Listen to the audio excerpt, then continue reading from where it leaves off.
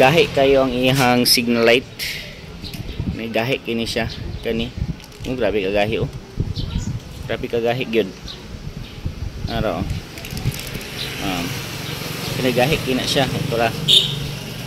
Gahi kayo, so atong buhaton ana dali ra kay na siya kanira tong gamiton.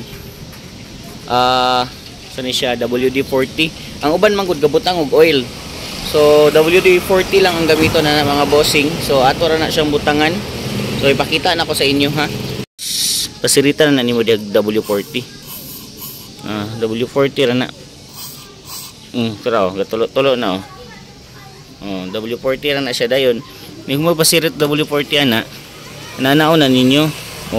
Ni humok na gani siya dito. So kani man gud bag-o ko nigpalit nga motor. Sikanhan gyapon akong pagkapalit ani, pribilegya gyapon ako ni. So mura na inyong buhaton, di na mo madtog mekaniko. Kay kung gahi lang siya, ang uban man gud gahi kay siya i-left, tapos gahi kay siya i-tuplokon nimo pinduton kana. So kaning ako gahi kay ni siya i-left.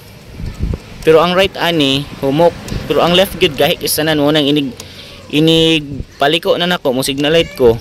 Ako na gid na siya naon, grabe dinuutay. So taya ra na siya. So W40 na wala na oh. Okay na, humok na. Humok na humok na kay tanan. So iyon nato siya.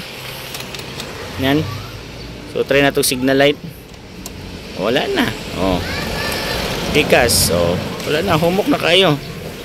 Wala na, humok kay tanan. So W40 ra ay na mo atong mekaniko palit na mo W40. Kani ra yung palit no. W40 ra para sa taya. Yun. So basic.